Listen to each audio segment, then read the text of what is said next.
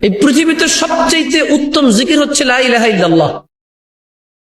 কিয়ামত দিবসে একজন ব্যক্তির অপরাধের 99টা দফতর খোলা হবে।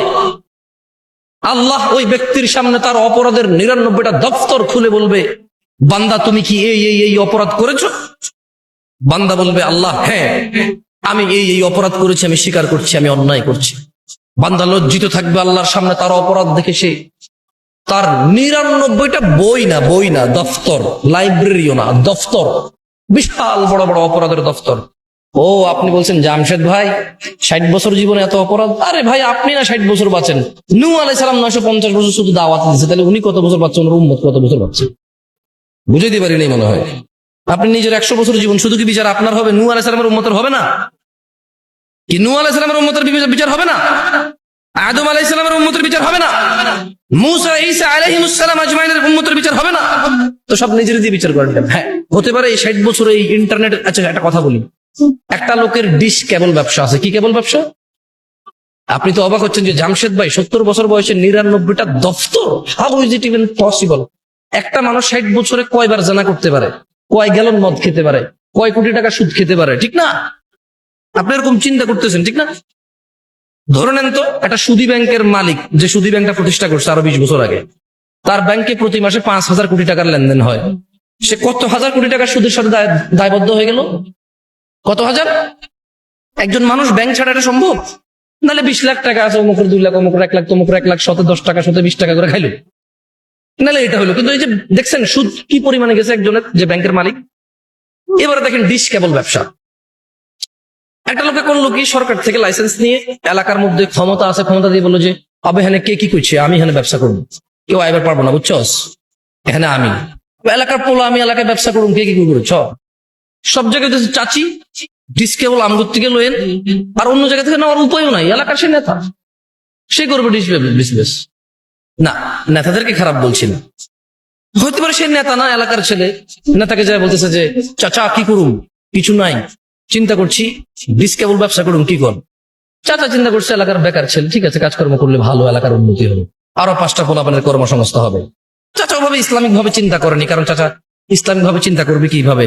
যে ছেলে ব্যবসা করবে তার মা বাবাই তো চিন্তা করে না ছেলেরা কি ব্যবসা করবে, ছেলে নিজেই চিন্তা করে না। এখন সে ডিশ কেবলের ব্যবসা নিয়ে আসার পরে 5,000 পরিবারে ডিশ দিল। কয় হাজার পরিবার?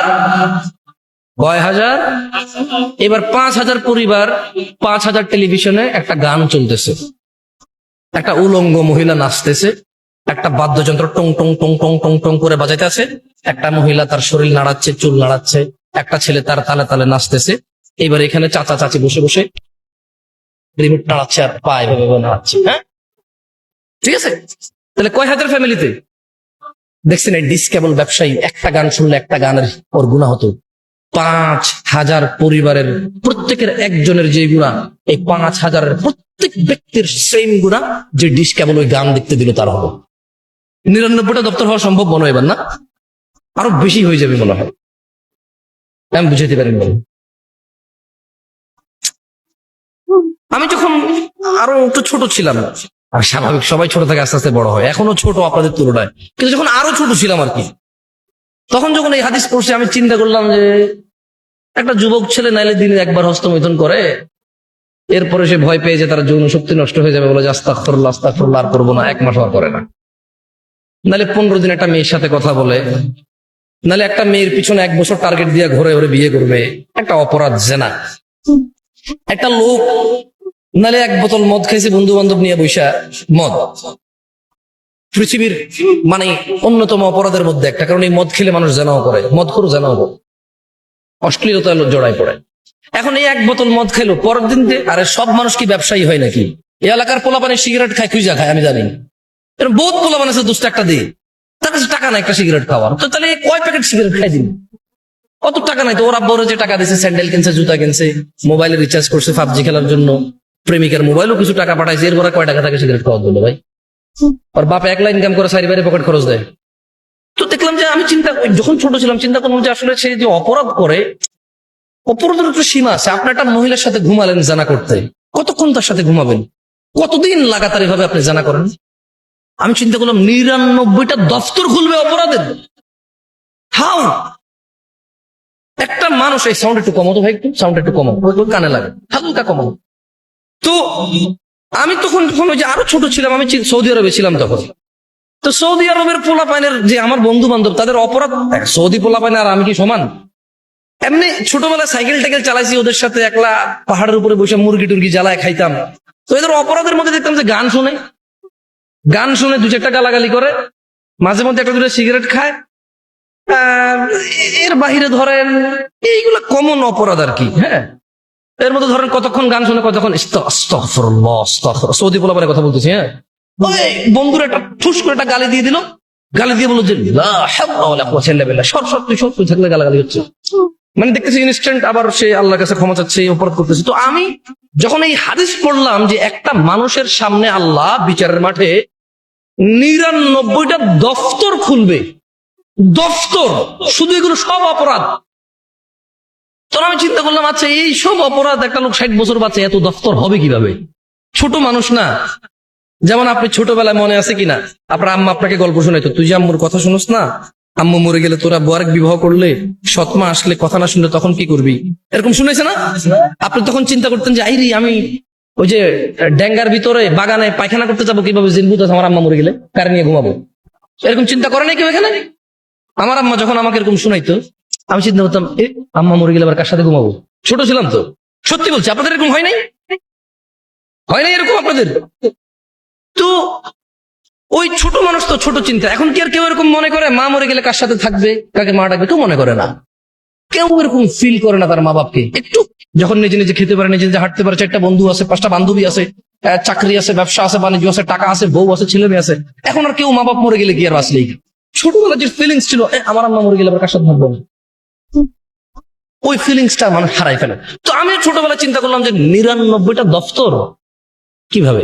তো যখন আমি বাংলাদেশে এলাম, অথবা যখন আরো একটু বড় হলাম, সৌদি আরবে কিন্তু ডিশ আছে, এবার বড় বড় এভাবে ছাতা লাগায়, হাজার হাজার চ্যানেল থাকে।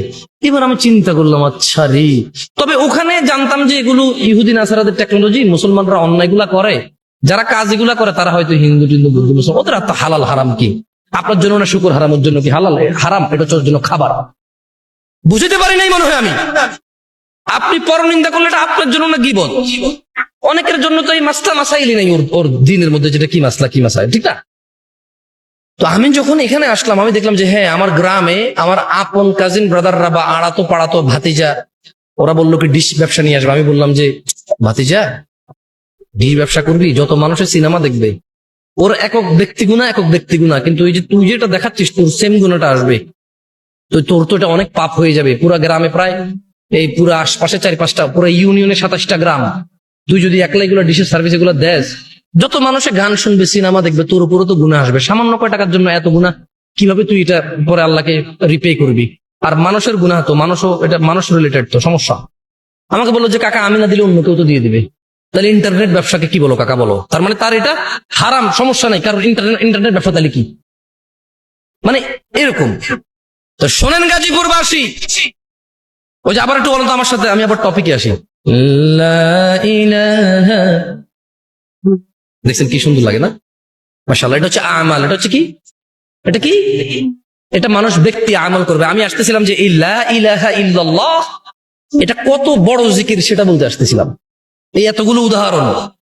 তো কিয়ামতে আল্লাহ এক ব্যক্তির সামনে 99টা অপরাধের দফতর খুলবে এবং আল্লাহ তাকে বলবে যে বান্দা, তুমি কি এই অপরাধগুলো করেছো? বান্দা বলবে, হ্যাঁ ইয়া আল্লাহ, এই সমস্ত অপরাধগুলো আমার, আমি স্বীকার করছি। আল্লাহ তাকে বলবে তার আমাল নামায় ঈমান, কি আমল নামায় কি থাকবে? ঈমান হচ্ছে মানে ধরুন আশহাদু আল্লা ইলাহা ইল্লাল্লাহ ওয়া আশহাদু আন্না মুহাম্মাদুর রাসূলুল্লাহ, অথবা লা ইলাহা ইল্লাল্লাহ ওয়াহদাহু লা শারীকা লাহু লাহুল মুলকু ওয়া লাহুল হামদু ইউহয়ী ওয়া ইউমীতু ওয়া হুয়া আলা কুল্লি শাইইন কাদির, অথবা লা ইলাহা ইল্লাল্লাহ। এটাই ঈমান। এটা কি? আল্লাহ ছাড়া কোনো অন্য মাবুদ, উপাস্য, মানে মানার মতো, ভয় পাওয়ার মতো, পরোয়া করার মতো অন্য কোনো ইলাহ নাই। কি নাই? ইলাহ নাই। এটা হচ্ছে লা ইলাহা ইল্লাল্লাহ, যেটা আপনি জিকির করেন প্যান্ডেলে বসে, সবাই মিলে একত্রিত করেন, অথচ কেউ এখান থেকে বেরিয়ে গিয়ে আর করেন না। তো আমি আপনাদেরকে এখানে আমলটা করালে কি লাভ? আপনি প্যান্ডেল থেকে বের হয়ে আবার কিছুই করবেন না। আমি শিখিয়ে দিচ্ছি এই লা ইলাহা ইল্লাল্লাহর কত ক্ষমতা। 99টা দফতর অপরাধের একটা পাল্লায় রাখা হবে, একটা কাগজের টুকরোর মধ্যে ওর লা ইলাহা ইল্লাল্লাহ লেখা থাকবে। ওকে বলবা যে ওর মিজানে দিতে, ও বলবে যে ইয়া আল্লাহ 99টা দফতর অপরাধের আর লা ইলাহা ইল্লাল্লাহ। আল্লাহ আপনি কি বলছেন? আল্লাহ আল্লাহ বলবে যে ঠিক আছে তুমি দেখো না। ওর এই কাগজের টুকরো লা ইলাহা ইল্লাল্লাহ ওর পাল্লার মধ্যে রাখবো, লা ইলাহা ইল্লাল্লাহ ভারী হবে। এটা হচ্ছে লা ইলাহা ইল্লাল্লাহ জিকির, যেটা আপনারা এখানে বসে বসে সবাই মিলে করেন।